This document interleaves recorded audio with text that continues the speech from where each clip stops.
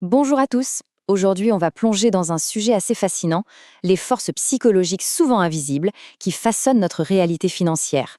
L'idée, ce n'est pas de chercher des coupables à l'extérieur, non, c'est de regarder à l'intérieur, dans notre propre programmation. C'est une frustration que beaucoup de monde connaît, pas vrai? On travaille dur, on essaye de mettre de côté, et pourtant, le compte en banque a l'air de se vider tout seul. On se dit que c'est la faute à pas de chance, aux circonstances. Mais si la vraie raison était ailleurs, bien plus profondément ancrée en nous? Alors là, attention.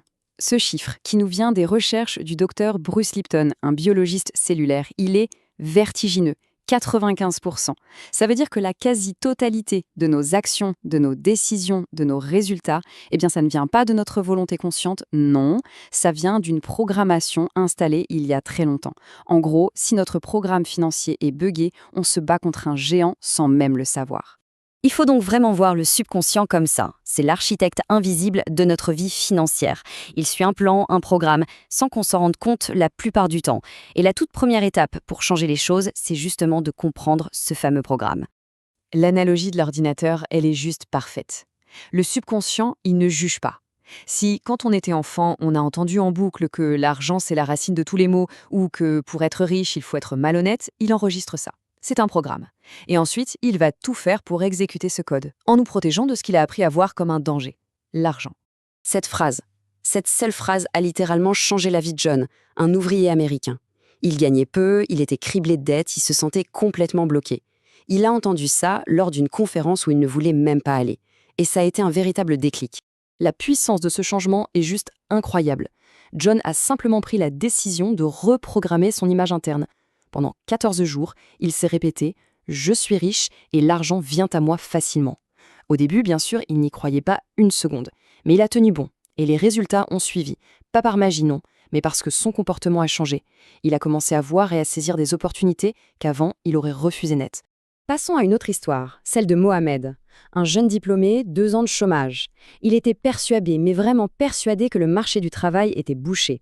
Et cette citation du docteur Ibrahim El-Feki, ça a été son électrochoc. Il a compris qu'il allait à ses entretiens avec une énergie de défaite, en cherchant inconsciemment à prouver que sa croyance était juste. Et c'est là que tout a basculé pour lui aussi. Mohamed a changé son logiciel. Il a commencé à se focaliser sur sa propre valeur. Au lieu de se dire « pitié, j'espère trouver un boulot », il s'est dit « je suis quelqu'un de compétent et les entreprises ont besoin de moi ». Il est arrivé à son entretien suivant avec une toute autre posture, une autre confiance. Et ça a tout changé. Et voici une histoire un peu plus personnelle, celle du jeune frère de l'auteur de notre source. Ce garçon gagnait de l'argent, mais l'argent disparaissait aussitôt. Après en avoir discuté, la cause profonde est apparue. Un énorme sentiment de culpabilité. L'idée bien ancrée qu'il ne méritait pas d'être à l'aise financièrement. Et là, on voit que la solution peut être toute simple. Chaque fois qu'il touchait un billet, une pièce, il se répétait cette phrase « Je mérite l'abondance ». Petit à petit, son subconscient a intégré cette nouvelle croyance. Il a arrêté de s'auto-saboter, son comportement financier s'est complètement transformé et ça a mené à une augmentation spectaculaire de ses revenus. D'accord. Maintenant qu'on a bien cerné le problème à travers ces histoires, passons à la solution. Un plan d'action concret.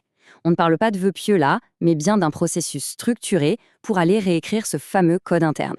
Voici la feuille de route. C'est simple, c'est logique, 5 étapes à suivre pendant 14 jours. Chaque étape s'appuie sur la précédente.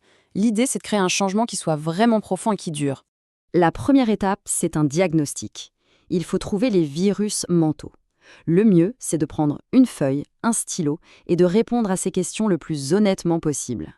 Les toutes premières réponses qui viennent, sans filtre, ce sont souvent les plus révélatrices de votre programmation profonde. Une fois qu'on a identifié les virus, il faut les remplacer. Ce tableau montre bien comment faire. L'astuce, c'est de choisir des affirmations qui soient crédibles pour notre esprit. Au lieu de dire « je suis millionnaire du jour au lendemain », ce qui peut créer une forte résistance, des phrases comme « je suis en chemin vers l'abondance » sont beaucoup plus faciles à accepter et à intégrer pour le subconscient. Les étapes 3 et 4, elles, sont là pour renforcer le nouveau programme. Les mots qu'on utilise sont des commandes directes pour notre subconscient. Dire « je suis fauché », ça renforce le programme de la pauvreté. C'est aussi simple que ça. Changer son langage, c'est donc crucial. Et puis, il y a l'action physique. C'est essentiel. Même un tout petit geste, comme mettre 1 euro de côté chaque jour, ça envoie un signal super puissant au subconscient pour lui dire « Hey, le changement, c'est du sérieux, c'est maintenant ». Et la dernière étape, c'est la maintenance. Il faut protéger son nouveau système. Notre environnement nous programme en permanence. Si on s'entoure de gens cyniques ou négatifs par rapport à l'argent, ça peut saboter tous nos efforts. Et la gratitude, c'est un accélérateur incroyable. En se concentrant sur ce qu'on a déjà, on déplace son attention du manque vers l'abondance. Et ça attire encore plus d'abondance. Bien sûr, ce processus n'est pas toujours un long fleuve tranquille. C'est tout à fait normal de rencontrer des résistances, du scepticisme. Alors, anticipons un peu les objections les plus courantes pour savoir comment y faire face. C'est la question qui tue. Et elle est légitime. Beaucoup de gens ont essayé les affirmations positives pendant 2 jours, n'ont rien vu venir et ont tout laissé tomber en se disant « ça ne marche pas ». Et comment est-ce que ça s'articule avec la foi ou la prière ? Le point crucial, c'est la constance. L'échec vient souvent d'un manque d'engagement. Une programmation qui tourne dans notre tête depuis 20-30 ans ne va pas s'effacer en 48 heures, c'est logique. Quant à la foi, elle ne se pose pas du tout à cette démarche. Au contraire, elle s'y aligne. Prier pour la richesse tout en se sentant au plus profond de soi digne de la recevoir, c'est une prière sans aucun doute. Et donc, elle est bien plus puissante. Il faut d'abord réparer la programmation pour que la foi puisse être totale.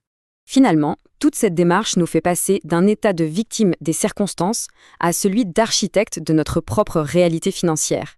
C'est une véritable reprise de pouvoir et de responsabilité. Cette citation, elle recadre magnifiquement la discussion. Vouloir améliorer sa situation financière, ce n'est pas un acte cupide. Avoir des moyens, ça permet de mieux prendre soin de soi, de sa famille et de contribuer davantage autour de soi. C'est un moyen de vivre avec plus de dignité et d'avoir les moyens d'aider les autres. Et voilà la question finale.